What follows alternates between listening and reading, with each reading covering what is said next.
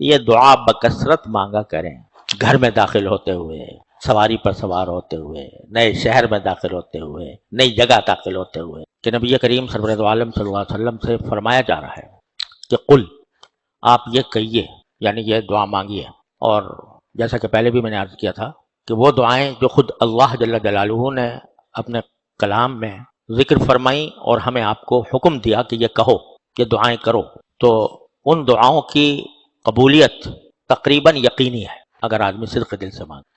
کیونکہ یہ بات اللہ تعالیٰ کی رحمت سے بہت بعید ہے کہ وہ خود فرمائیں کہ یہ کہو مجھ سے، اور پھر جو کہلوا رہے ہیں اس کو رد فرما دیں۔ تو یہاں پر بھی اللہ تبارک و تعالیٰ نے فرمایا وَقُلْ، یہ کہو یعنی یہ دعا مانگو کیا کہ رب ادخلنی مدخل صدق واخرجنی مخرج صدق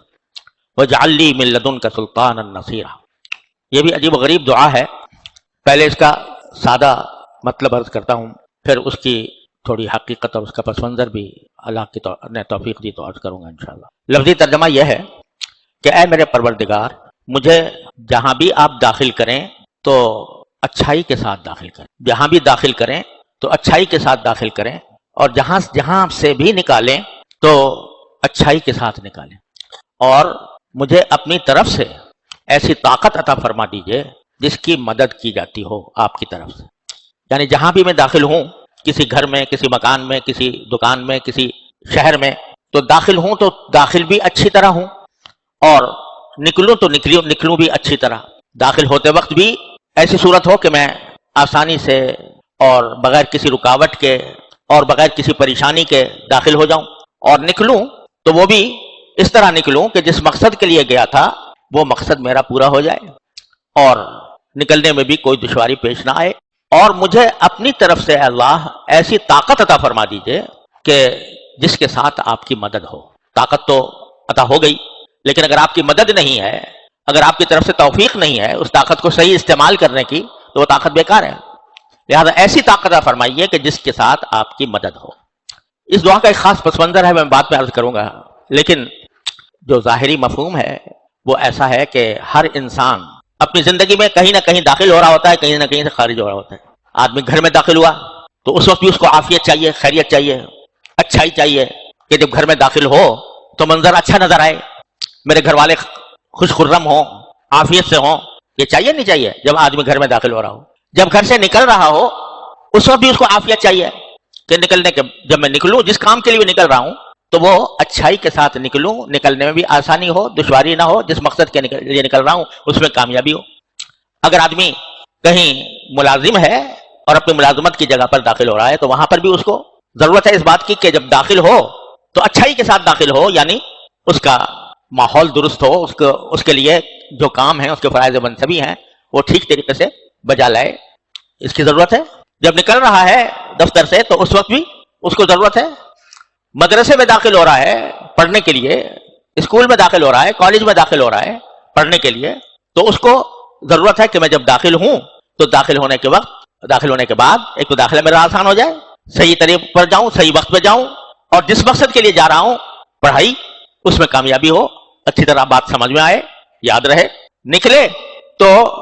وہ بھی اچھائی کے ساتھ اس کو چاہیے کہ نکلے۔ ہسپتال میں داخل ہو رہا ہے علاج کے لیے تو کیا چاہیے کہ اچھائی کے ساتھ داخل ہو، کوئی اچھا ڈاکٹر مل جائے، اچھا معالج مل جائے، اس کے دل میں اللہ تبارک و تعالی صحیح دوا ڈال دے، اور صحیح دوا ڈال کر وہ میرے لیے مؤثر بھی ہو جائے، مفید بھی ہو جائے۔ نکلوں تو وہاں سے صحت یاب ہو کر نکلوں۔ تو غرض آدمی اگر غور کرے تو اپنی شب و روز کی زندگی میں کہیں نہ کہیں سے داخل ہو رہا ہوتا ہے، کہیں نہ کہیں داخل ہو رہا ہوتا ہے، کہیں نہ کہیں نکل رہا ہوتا ہے۔ تو ایک ایسی عام اور جامع دعا اللہ تبارک و تعالیٰ نے تلقین فرما دی کہ جب بھی کسی چیز میں داخل ہو رہے ہو تو یہ دعا مانگ لیا کرو، رب ادخلنی مدخل صدق واخرجنی مخرج صدق واجعل لی من لدنک سلطانا نصیرا۔ سواری پر بیٹھ رہے ہو، کہیں سفر پر جا رہے ہو، گاڑی میں، ٹرین میں بیٹھ رہے ہو، بس میں بیٹھ رہے ہو، ہوائی جہاز میں بیٹھ رہے ہو، تو کہو رب ادخلنی مدخل صدق۔ یوں تو اللہ تبارک و تعالیٰ نے نبی کریم سرور عالم صلی اللہ علیہ وسلم کے ذریعے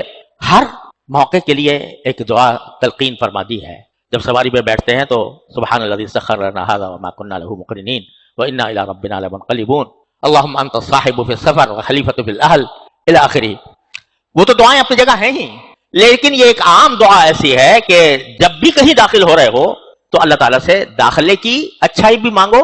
اور وہاں سے نکلنے کی اچھائی بھی مانگو کہ جب میں داخل ہونے کے بعد نکلوں تو اچھی حالت میں نکلوں، یہ نہ ہو کہ اندر داخل ہوا اور پھنس گیا کسی مصیبت میں۔ تو اس لیے یہ ایک ایسی جامع اور عام دعا ہے کہ اس کو انسان کو اپنا وظیفہ بنانا چاہیے۔ سواری پہ سوار ہو رہا ہو تب، کسی نئی جگہ پر جا رہا ہو تب، نئے شہر میں داخل ہو رہا ہو تب، کوئی نیا کام شروع کر رہا ہو تب، ہر اس موقع پر جب کہ انسان کسی نئی چیز میں داخل ہو رہا ہو تو اس کو یہ دعا مانگنی چاہیے، ربی ادخلنی مدخل صدق واخرجنی مخرج صدق واجعل لی من لدنک سلطانا نصیرا۔ تو ایک تو یہ ہے کہ اچھی طریقے سے داخل ہوں اور نکلوں تو اچھی طرح نکلوں، اور آخر میں یہ کہ واجعل لی من لدنک سلطانا، مجھے اپنی طرف سے ایک طاقت عطا فرمائیے، قوت عطا فرمائیے۔ جب بھی انسان کسی جگہ پر جاتا ہے، داخل ہوتا ہے، تو اس جگہ پر داخل ہو کر فائدہ اٹھانے کے لیے کسی طاقت کی ضرورت ہوتی ہے، کوئی طاقت چاہیے۔ آپ فرض کرو کہ کسی ہسپتال میں داخل ہو رہے ہو تو اتنی طاقت ہونی چاہیے کہ بھئی وہاں تک پہنچ جاؤ، اتنے پیسے ہونے چاہیے کہ اس کی ادائیگی کر دو، ڈاکٹر تک تمہاری رسائی ہو جائے، طاقت ہونی چاہیے۔ ہر چیز میں طاقت کی ضرورت ہے،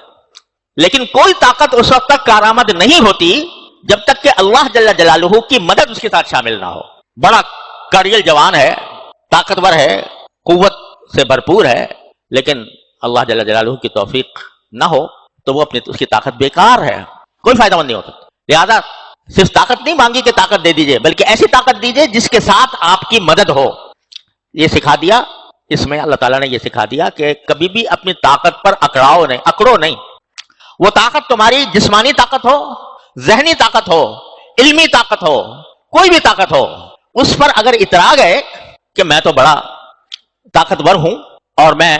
ساری دنیا کا مقابلہ کر سکتا ہوں، اگر تم اس پر اترا گئے کہ یہ میرا کمال ہے، میری طاقت ہے، میری قوت ہے، تو وہ قوت اور طاقت سب ہوا ہو جائے گی،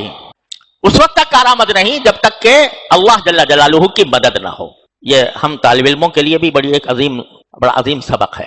کہ اگر ہم طالب علم، ہمیں کچھ اللہ نے استعداد دے دی ہے پڑھنے کی، لکھنے کی، مطالعہ کرنے کی، تو اگر اس پر گھمنڈ ہو گیا کہ میں